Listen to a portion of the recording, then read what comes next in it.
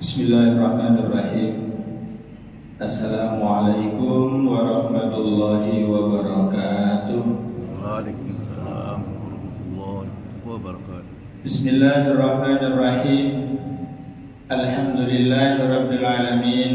Nahmaduhu wa nasta'inuhu wa nastaghfiruh wa na'udzu billahi min shururi anfusina wa min sayyiati a'malina. Man yahdihillahu fala mudilla lahu wa man yudlilhu fala hadiya lahu. Asyhadu an la ilaha illallah wahdahu la syarika lahu wa asyhadu anna Muhammadan abduhu wa rasuluh la nabiyya wa la rasula ba'da. Allahumma salli wa sallim wa barik ala sayyidina Muhammad wa ala alihi wa ashabihi wa tabi'in wa tabi'in tabi'in wa man tabi'ahum bi ihsanin ila yaumiddin, amma ba'd. Hadratil kiram, para alim, para ustaz, para habaib, para guru-guru, seluruh pengurus masjid, para jamaah sekalian, para mustami'in, kaum muslimin dan muslimat yang berada di rumah-rumah yang mendengarkan suara kami. Puji dan syukur alhamdulillah kita panjatkan kehadirat Allah Subhanahu wa taala. Subuh pagi ini kembali kita mendapatkan limpahan rahmat dan nikmat dari Allah. Nikmat iman, nikmat Islam, nikmat sehat, nikmat kita bisa hadir di masjid ini untuk kita sama-sama salat subuh secara berjamaah. Semoga semua amal kita yang fardu, yang sunnah dikabulkan oleh Allah Subhanahu wa taala. Amin ya rabbal alamin. Hadirin jamaah yang dimuliakan Allah, langsung saja karena singkatnya waktu kita menuju waktu syuruk. Tema pagi ini adalah dosa besar karena berpaling dari syariat Allah Subhanahu wa taala. Hadirin jamaah yang dimuliakan Allah, melanjutkan bahasan tentang dosa-dosa besar beberapa pertemuan bulan-bulan sebelumnya, bahwa di antara dosa besar juga adalah karena berpaling dari syariat Allah Subhanahu wa taala. Hadirin jamaah yang dimuliakan Allah, agama syariat yang datang dari Allah itu isinya adalah perintah. Perintah itu nanti ada yang jatuhnya menjadi fardu, ada yang sunnah. Yang fardu ketika dikerjakan mendatangkan pahala, kalau ditinggalkan akan mendatangkan dosa. Maka sebisa dan harus bagi kita untuk melaksanakan apa yang difardukan itu. Yang sunnah juga mendatangkan pahala, karenanya harus diupayakan sebisa mungkin yang sunnah itu untuk kita laksanakan. Kalau tidak bisa kita laksanakan atau kalau kita belum bisa melaksanakan, tidak dihukumi dosa. Sebenarnya perintah juga dari Allah, cuman perintahnya tidak tegas dan perintahnya tidak disertai ancaman kalau meninggalkan. Kemudian di sini juga agama itu adalah larangan. Larangan jatuhnya nanti ada yang haram, ada yang makruh. Yang haram, kenapa? Karena apa yang dilarang itu kalau dilanggar larangannya itu ancaman dari Allah Subhanahu wa taala, dan karenanya kalau melanggar apa yang dilarang itu jatuhnya adalah dosa. Sebagai seorang muslim mestinya harus meninggalkan apa yang dilarang oleh Allah Subhanahu wa taala. Yang makruh itu sebenarnya dilarang, hanya tidak disertai ancaman larangannya. Kalau apa yang dilarang ini dilanggar, tidak diancam. Cuman itu tetap dilarang. Karenanya yang makruh itu dicegah. Meninggalkan yang makruh itu berpahala. Nah, ada lagi yang kita itu diberi pilihan. Diberi pilihan mau melaksanakan atau tidak. Itu dikatakan mubah atau jaiz, boleh. Ada perintah secara umum, katakanlah makan. Pak, makan itu perintah atau bukan? Makan itu perintah atau bukan? Perintah. Kulu washrabu, makanlah dan minumlah. Karena kalau bawa kata makan lebih dari 20 hari itu bisa menyebabkan kematian. Kalau tidak minum lebih dari 3 hari sampai 7 hari itu menyebabkan kematian. Maka Allah merintahkan kepada kita makan. Terus ada benda-benda, barang-barang yang dilarang untuk dimakan. Sisanya adalah boleh. Boleh. Mau menu apa? Boleh. Bapak tinggal milih mana yang sesuai dengan tubuh kita. Ada makanan yang mungkin sesuai untuk tubuh seseorang, mungkin tidak sesuai dengan tubuhnya orang lain. Betul kan? Yang udah asam-asam urat, maka tentu ada menu-menu tertentu yang mesti harus dikurangi. Kan itu. Sebenarnya mubah aja. Nah, hadirin jamaah yang dimuliakan Allah Subhanahu wa taala. Dilihat dari ukurannya dan sumbernya, dosa itu kemudian ada dosa besar, ada dosa kecil. Ada yang sumbernya dosa itu karena melanggar perintah dan larangan tadi. Tapi ada juga yang sumber dosa itu karena kita melakukan kesalahan kepada orang lain. Kita zalim kepada orang lain, menyakiti orang lain, memfitnah, memata-matai orang lain, mencuri barangnya. Nah, itu dosa karena kita melakukan kesalahan kepada orang lain. Ada juga dosa karena maksiat yang dilakukan oleh orang lain. Orang lain yang berbuat maksiat, tapi kita kebagian dosanya. Apa itu?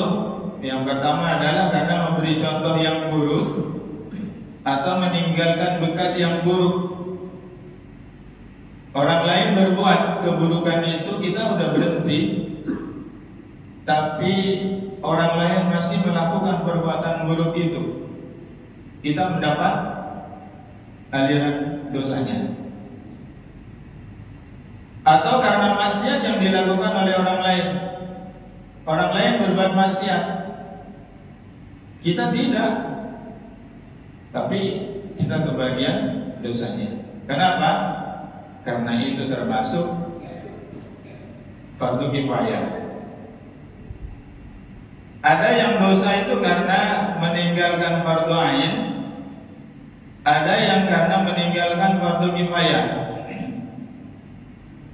Meninggalkan fardu ain contohnya tidak salat 5 waktu, tidak puasa Ramadan, meninggalkan kewajiban jihad. Udah diserang nih, tapi terus mundur dia, lari dia.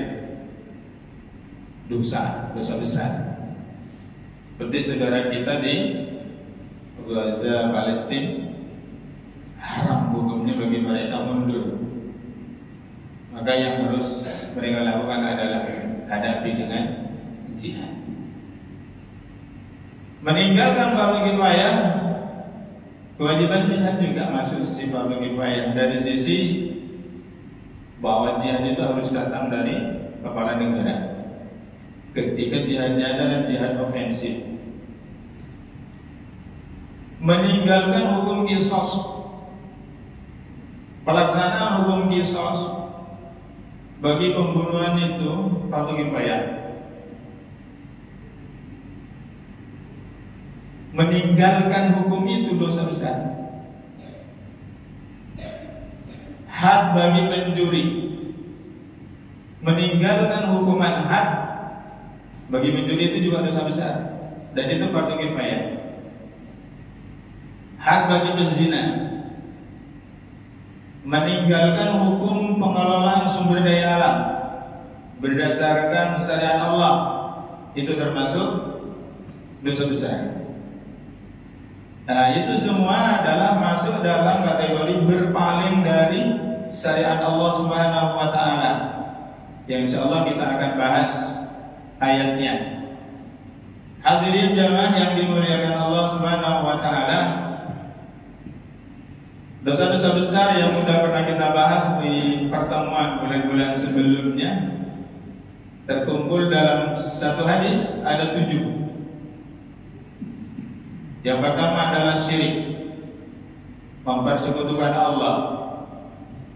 Yang kedua sihir, melakukan sihir atau datang kepada tukang sihir untuk menyihir orang, guna-guna orang, melet orang, merusak keluarga orang, atau membunuh orang dengan cara sihir, dosa besar. Membunuh orang yang diharapkan oleh Allah Subhanahu wa taala untuk dibunuh. Makan harta riba, makan harta anak yatim, lari dari medan perang, qadhaf sudah kita bahas, menuduh wanita baik-baik dengan tuduhan berbuat zina, itu namanya qadhaf. Yang juga sudah pernah kita bahas adalah dosa berzina. Pernah juga kita bahas dosa karena mengajak kepada kesesatan.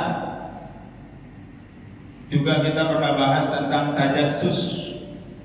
Tajassus dosa besar, memata-matai saudaranya sesama muslim. Datang juga dia ke pengajian, pakai gamis, pakai songkol juga, tapi tujuannya untuk memata-matai. Ingin cari tahu siapa yang ceramah, isinya apa, terus informasinya dikirim. Biasanya tajassus itu bekerja untuk orang lain. Dosa besar. Mengabaikan Al-Quran, kita sudah pernah bahas, mahjuro, mengabaikan Al-Quran, termasuk dosa besar. Kurang lebih sama bahasannya dengan mengabaikan Al-Quran ini adalah berpaling dari syariat Allah Subhanahu wa taala. Ini insyaallah pagi ini kita akan bahas berpaling dari syariat Allah. Allah Subhanahu wa taala berfirman di dalam surah Thaha ayat 123 dan seterusnya. Allah Subhanahu wa taala berfirman, A'udzu billahi minasy syaithanir rajim. Bismillahirrahmanirrahim. Qala biqa minha jami'an ba'dukum li ba'din adu. Fa imma ya'tiyannakum minni hudan faman ittaba'a hudaya fala yadillu wa la yashqa. Wa man a'rada 'an dzikri fa inna lahu ma'ishatan dhankan wa nahsyuruhu yawmal qiyamati a'ma. Qala rabbi lima hasyartani a'ma wa qad kuntu basira. Qala kadzalika atatka ayatuna fanasitaha wa kadzalika al-yawma tunsa. Qala bita, Allah berfirman, turunlah kalian berdua Yang dimaksud adalah Adam dan Hawa. Diperintah untuk turun dari surga. Minha, darinya, dari surga, jami'an, semuanya, maksudnya bersama-sama. Ba'dukum li ba'din adu, sebagian kalian musuh bagi sebagian yang lain. Fa imma ya'tiyannakum minni hudan, maka adapun ketika datang dariku kepada kalian hudan, petunjuk, famanittaba hudaya, maka barang siapa yang mengikuti petunjukku, fala yadillu wala yashqa, maka dia tidak akan tersesat dan dia tidak akan celaka. Wa man a'rada 'an dzikri, dan barang siapa yang berpaling dari peringatanku, fa inna lahu ma'isyatan dongka, maka sesungguhnya baginya penghidupan yang sempit. Wa nahsyuruhu yaumal qiyamati a'ma, dan kami akan kumpulkan pada hari kiamat nanti dalam keadaan buta. Qala, manusia itu kemudian berkata kepada Allah, Rabbi, ya Tuhanku, lima hasyartani a'ma, mengapa aku dikumpulkan dalam keadaan buta? Wa qad kuntu basira, padahal dulu adalah aku melihat. Qala, Allah berfirman, kadzalika, demikianlah, atatka ayatuna, datang kepadamu ayat-ayat kami, fanasitaha, lalu kalian melupakannya. Wa kadzalika, maka demikian, al-yauma tunsa, sekarang kamu dilupakan. Na'udzubillahi min dzalik. Hadirin jamaah yang dimuliakan Allah Subhanahu wa taala,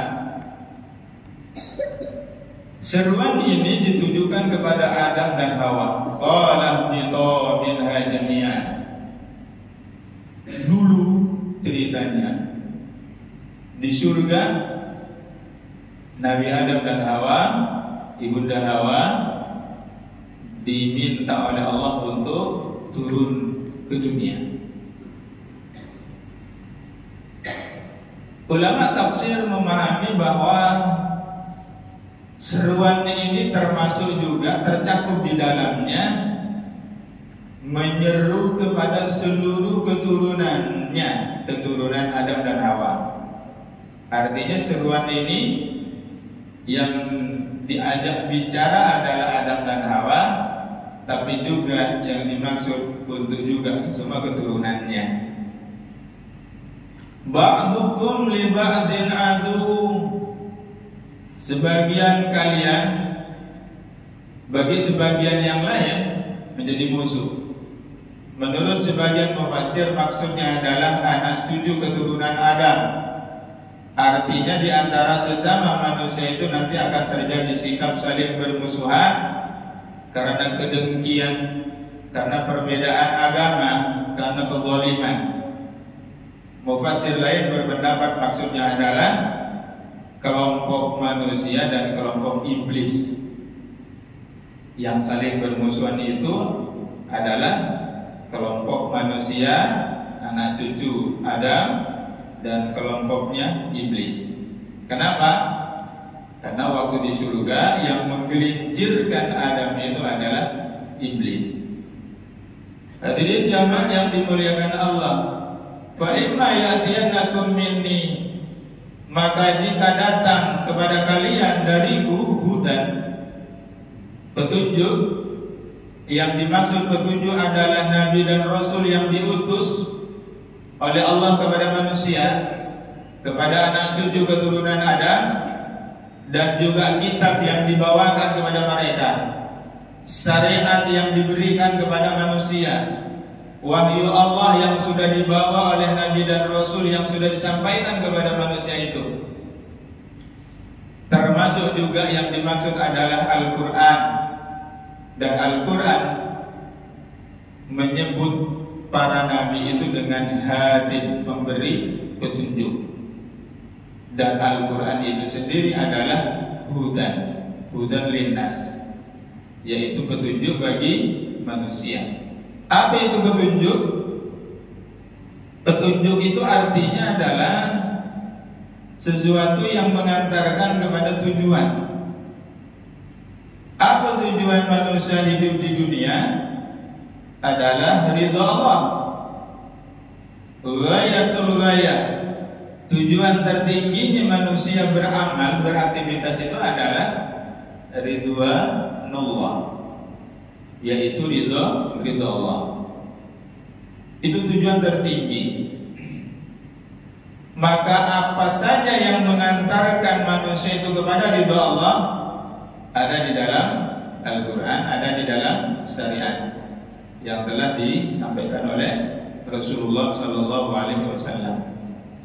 Dan Rasulullah adalah menunjuki kita kepada jalan yang mengantarkan kepada ridhonya Allah Subhanahu wa Ta'ala.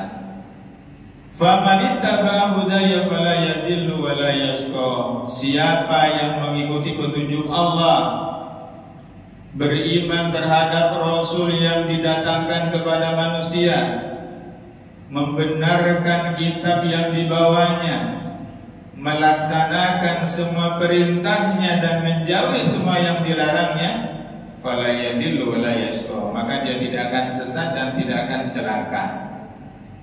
Ini sama dengan apa dikuatkan oleh hadis Nabi, taraktu fikum amrayn lan tadillu ma tamassaktum bihima, kitabullah wa sunnati.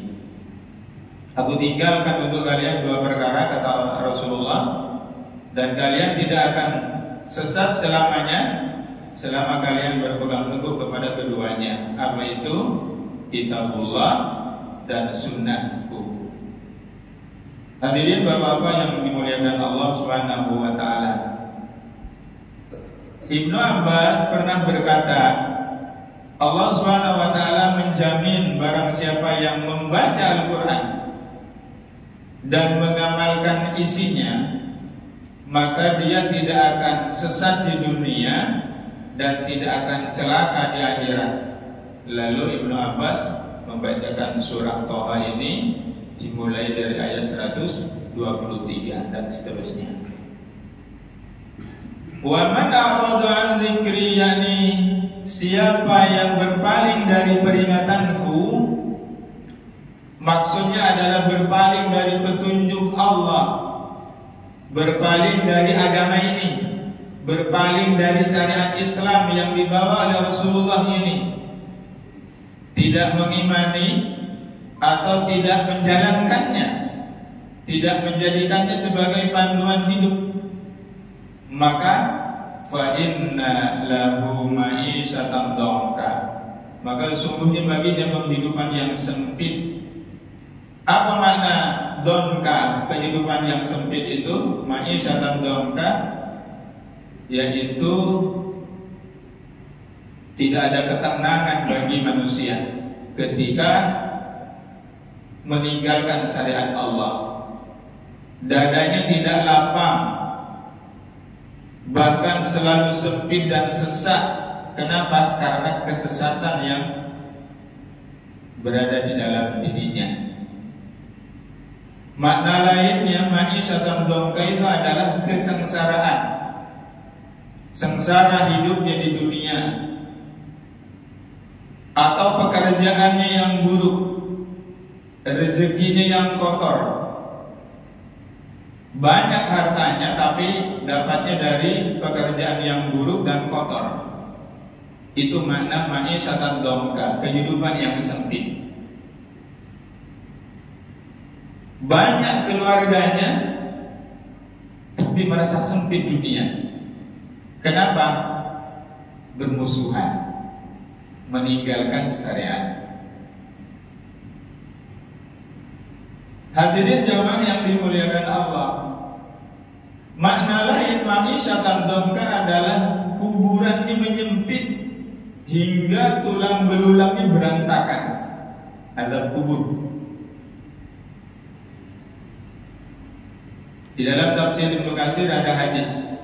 Beliau mengutip hadis ini. An Abi Hurairah, dari Abu Hurairah, an Rasulillah sallallahu alaihi wasallam, dari Rasulullah sallallahu alaihi wasallam, qala al-mu'min fi qabrihi fi rawdatin khadra. Orang-orang mukmin itu di dalam kuburnya seakan-akan berada dalam suatu taman yang hijau. Wa yurhabu lahu fi qabrihi sab'una dira'an, dan diluaskan baginya kuburannya itu seluas 70 hasta. Wa yunawwiru lahu qabruhu kal qamar lailatal badar, lalu diberi cahaya di dalam kuburnya itu sehingga terang benderang seperti malam bulan purnama. Atadaruna fima unzilat hadhil ayah fa inna lahu ma'isatan dhanka. Tahukah kalian sehubungan dengan apa ayat ini turun? Nabi mengatakan fa inna lahu ma'isatan dhanka, maka baginya adalah kehidupan yang sempit. Lanjutan hadis, qalu Allah wa rasuluhu a'lam. Sahabat itu menjawab, Allah dan Rasulnya yang lebih tahu.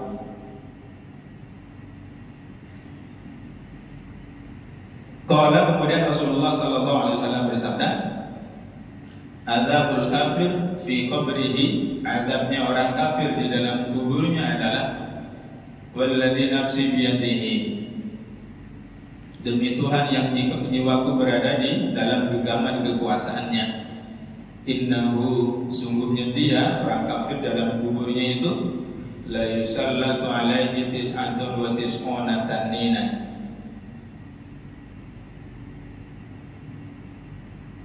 sesungguhnya dia itu dikuasai oleh 99 ular naga. Tahukah kalian atadaruna matanninu? Tahukah kalian apakah ular naga itu? Yaitu 99 ular besar. Tis'atun wa tis'una ayatan. Likulli ayatin sab'atun ruhusi. Setiap satu ular kepalanya 7. Yanfuhuna fi jismihi wa yalsamunahu wa yuhaddisunahu ila yaumi yub'atsun. Semuanya menyembur tubuh si kafir itu, mematoki, mencakarnya sampai nanti hari berbangkit. Jadi ma'isatan dhanka maknanya adalah selain tadi kesengsaraan hidup, susah cari rezeki atau rezekinya berlimpah, tapi yang didapat adalah dari hasil yang kotor. Juga makna ma'isatan dhanka adalah di dalam kuburnya nanti dapat azab sempit. Hadirin jamaah yang dimuliakan Allah, itu baru di dunia. Di akhirat bagaimana? Wa nahsyuruhu yaumal qiyamati a'ma, dan kami kumpulkan nanti mereka ini pada hari kiamat dalam keadaan buta. Pada hari kiamat buta. Di dunia buta mungkin masih bisa minta tolong anak, cucu, tetangga, buta. Tapi di akhirat dikumpulkan dalam keadaan buta. Sementara yang satu dengan yang lain, manusia itu tidak akan bisa saling peduli, kecuali hanya sedikit saja yang diberi izin oleh Allah untuk memberikan pertolongan yang disebut dengan syafaat itu. Semuanya sibuk dengan urusannya sendiri-sendiri, terus buta. Kenapa demikian? Bahkan di dalam surah yang lain dikatakan tidak hanya buta, tapi juga tuli dan bisu. Wa nahsyuruhum yaumal qiyamati ala wujuhihim umyan wa bukman wa summan. Dan kami kumpulkan mereka pada hari kiamat itu dalam keadaan buta, tuli dan bisu. Na'udzubillah min dzalik. Kemudian orang itu kemudian berkata kepada Allah, qala rabbi lima hasyartani a'ma wa qad kuntu basira. Ya Allah, ya Tuhanku, kenapa engkau kumpulkan aku dalam keadaan buta padahal dulu aku bisa melihat? Maksudnya dulu waktu di dunia kan aku bisa melihat. Kenapa sekarang tidak bisa melihat. Allah berfirman, qala kadzalika atatka ayatuna fanasitaha. Demikianlah dahulu kamu telah datang kepadamu ayat-ayat kami, ayat Quran, kamu mengabaikannya, maka begitu pula kamu hari ini diabaikan. Karena berpaling dari syariat Allah, dari syariat Islam saat di dunia ini, maka pertama yang akan didapat adalah kehidupan yang sempit.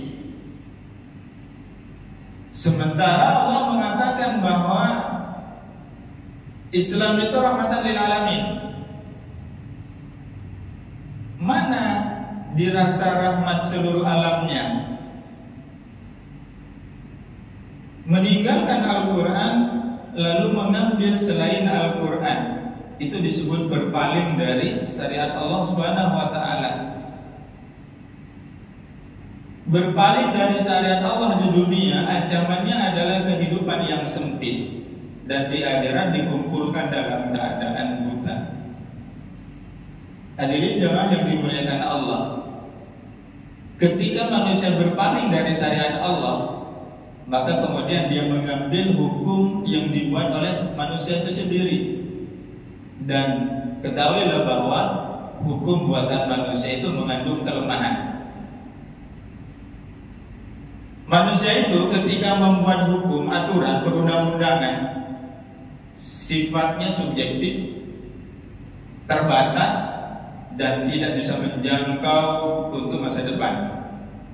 Karena nanti diamandemen, dicabut perundang-undangannya, diganti dengan yang baru.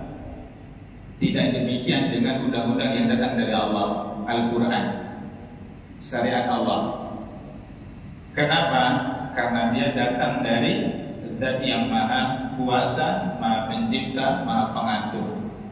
Dia Maha Mengetahui, Maha Bijaksana. Ketika berpaling dari syariat Allah, dia pasti akan mengambil buatan manusia. Yang hukum buatan manusia itu pasti lengah, pasti lemah. Karena lemah akan memunculkan kemiskinan, kesengsaraan, penderitaan. Kapitalisme, sekularisme, sosialisme, komunisme melahirkan paham-paham materialisme, pemerintahan yang tidak pro rakyat, penjajahan, penjarahan harta. Muncul di sana nanti pergaulan bebas, LGBT, kriminalitas meningkat, orang-orang stres gila juga banyak, tidak adanya kepastian hukum, hidup tidak aman, dan seterusnya. Hadirin jemaah yang dimuliakan Allah, kenapa hari ini Palestina tidak selesai-selesai? Karena jawabannya adalah kaum muslimin berpaling dari syariat Allah Subhanahu wa ta'ala. Terutama syariat apa? Syariat jihad dan syariat bersatu. Kata Allah, wa'tasimu bihablillahi jami'an wa la tafarraqu. Karena berpaling dari ini gak selesai-selesai. Mana negeri-negeri Arab penguasanya? Hanya basa-basi, tidak melakukan tindakan nyata yang menjadikan Zionis Israel itu berhenti dari melakukan serangan terhadap Gaza dan Palestina secara umum. Tidak ada tindakan nyata, hanya mengecam, mengutuk. Saya bisa, anak kecil juga bisa. Tindakan nyatanya apa? Karena meninggalkan syariat Allah, jihad, dan bersatu. Bersatu dalam kepemimpinan, bersatu dalam institusi. Itulah yang diwariskan oleh Rasulullah SAW. Khulafaur Rasyidin, Abu Bakar As-Siddiq, Umar bin Khattab, Utsman bin Affan, Ali bin Abi Thalib itu mewarisi negara yang dibangun oleh Nabi, satu kepemimpinan. Dilanjutkan oleh Muawiyah dari Bani Umayyah. Selesai Bani Umayyah dilanjutkan oleh Abbasiyah. Selesai Abbasiyah sekian ratus tahun dilanjutkan oleh Utsmaniyah. Pada saat dari sejak Rasulullah sampai Utsmaniyah ini ada, kaum muslimin memiliki wibawa, kekuatan. Orang-orang kafir tidak berani melakukan hal seperti yang terjadi di Palestina hari ini. Tapi sejak 1924 runtuhnya Utsmaniyah, lalu kemudian negeri-negeri yang tadinya besar itu dikerat-kerat oleh Barat dengan propaganda nasionalisme.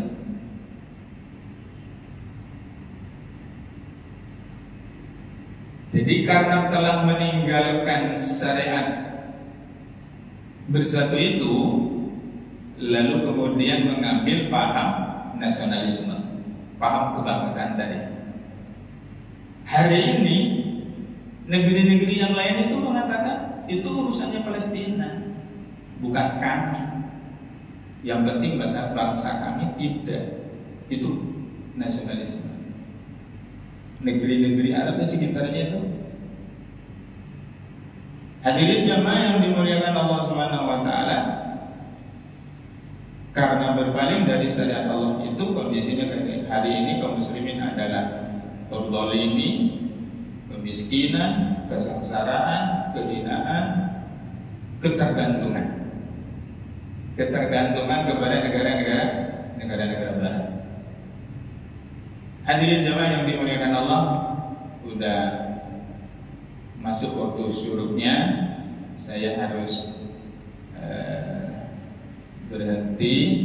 Namun sebelum saya tutup, saya beri waktu kepada para jamaah sekalian. Mungkin ada hal yang ingin dikonfirmasi, atau ingin ditambahkan, atau ingin didiskusikan, saya persilakan. Tafadhol, Pak.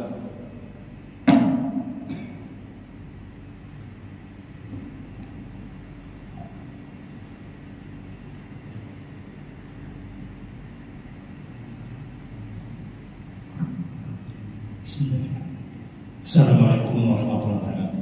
Waalaikumsalam warahmatullahi wabarakatuh. Terima kasih atas kesempatan yang diberikan. Di awal dari pembahasan disebutkan bahwa ada dosa yang kita peroleh sementara kita tidak melakukannya. Yang pertanyaan saya, di mana letak sifat Allah yang Maha Pengampun? Singkat saja. Terima kasih. Assalamualaikum warahmatullahi wabarakatuh. Waalaikumsalam warahmatullahi wabarakatuh. Innallaha ghafurur rahim. Sungguhnya Allah Maha Pengampun dan Maha Penyayang. Yakin 100%, harus yakin itu. Tetapi harus diyakini pula bahwa ketika ada satu perintah tidak dikerjakan, itu sebuah dosa. Itu juga harus diyakini. Ada satu larangan yang dilanggar, itu juga adalah satu dosa. Itu juga harus diyakini. Tidak meyakini itu, ya berdosa juga. Artinya dosa yang berganda gitu, ketika tidak mengakui bahwa itu adalah dosa. Bahwa Allah Subhanahu wa taala memiliki sifat pengampun, Maha Pengampun, iya. Tapi pertanyaannya adalah, yakinkah kita ketika kita meninggal dunia membawa dosa-dosa itu Allah mau ampuni?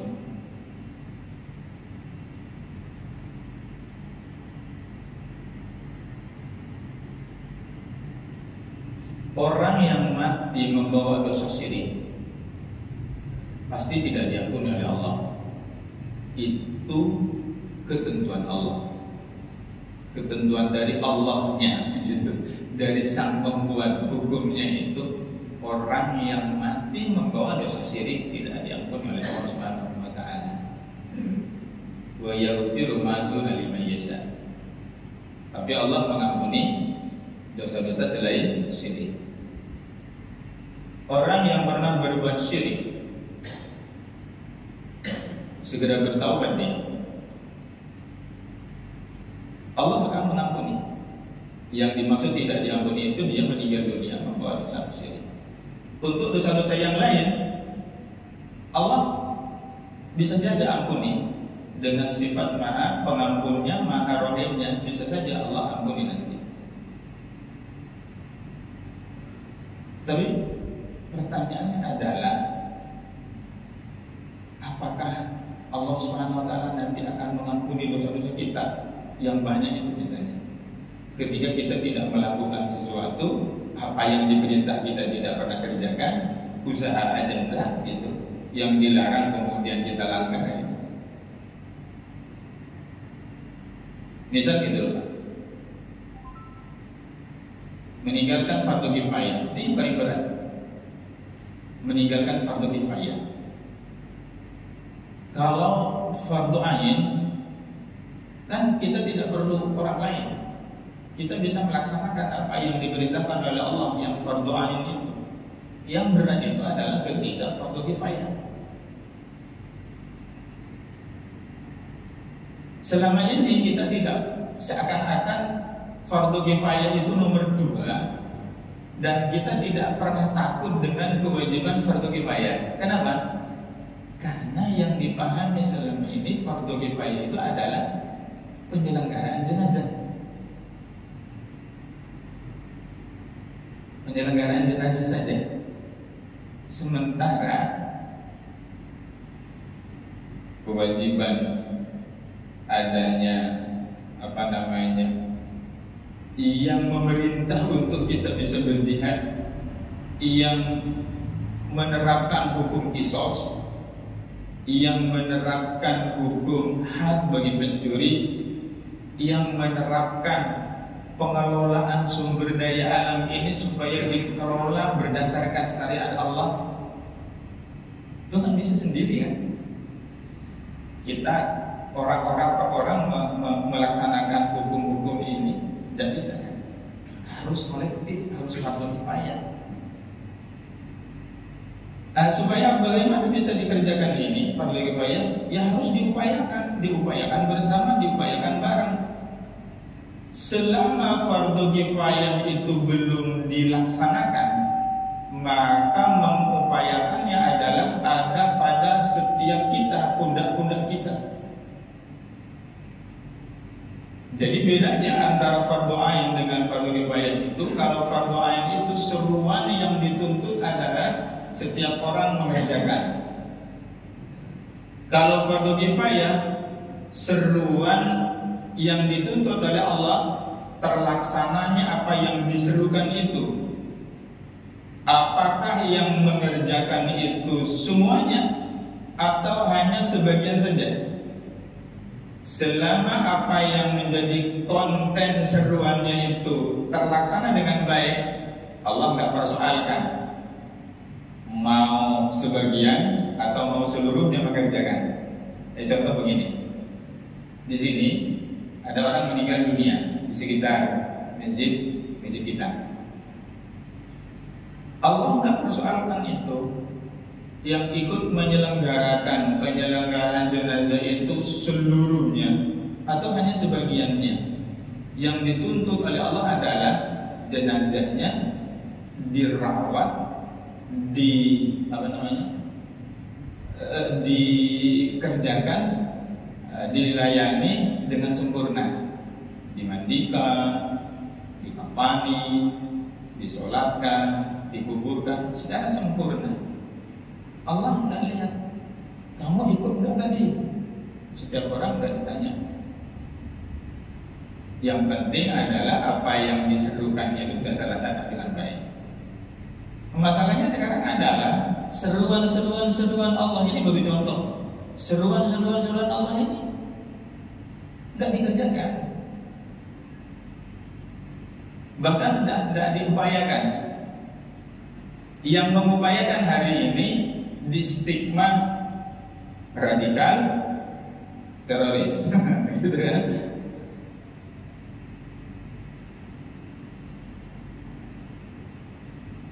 Kembali lagi, Allah Maha Pengampun. Harus kita yakini itu bahwa Allah Subhanahu Wa Taala Maha Pengampun. Karenanya kita tidak boleh terus putus asa dari rahmat Allah Subhanahu Wa Taala. Tetapi tetap jalurnya adalah jalur awamirillah wa nawahihi, menyesuaikan dengan perintah Allah dan larangannya. Setiap perbuatan kita itu harus berada di jalur itu. Tujuannya kenapa kita menyelesaikan atau menyesuaikan setiap perbuatan kita itu dengan perintah dan larangan Allah, supaya kita itu memperoleh ridho Allah Subhanahu Wa Taala. Masalahnya adalah sekarang ada perintah-perintah Allah yang belum dilaksanakan, dan itulah yang menimbulkan kesengsaraan, kenistaan. Terakhir saya tutup dengan satu ayat di dalam surah Al-Baqarah. Kata Allah Subhanahu Wa Taala, "Afatu'minuna bi ba'dil kitab wa takfuruna bi ba'd. Fama jazaa'u man yaf'alu dzalika minkum illa khizyun fil hayatid dunya wa yaumal qiyamati yuradduna ila asyaddil 'adzab." Awal ayat ini yang diajak bicara adalah Bani Israil yang telah diberi kitab Taurat. Tapi di potongan ayat ini seruan Allah adalah bersifat umum. Artinya untuk kita juga. Kata Allah apa? Afatu'minuna bi ba'dil kitab wa takfuruna bi ba'd. Apakah kalian ingkar terhadap sebagian isi kitab? Kalau kepada kita adalah ingkar terhadap sebagian isi Al-Quran. Afatu'minuna bi ba'dil, apakah kamu beriman terhadap sebagian isi Al-Quran itu dan ingkar terhadap sebagian isinya yang lain? Afatu'minuna bi ba'dil kitab wa takfuruna bi ba'd. Sekali lagi, apakah kalian beriman terhadap sebagian isi Al-Quran itu dan ingkar terhadap sebagian yang lain? Fama wa may yaf'alu dzalika fama jazaa'u may yaf'alu dzalika minkum, maka tidak ada balasan bagi siapa yang berbuat demikian, kata Allah, illa hizyun fil hayatid dunya, kecuali kenistaan dalam kehidupan dunia. Wa yaumal qiyamati yuradduna ila asyaddil 'adzab, dan nanti pada hari kiamat Allah timpakan azab yang paling pedih.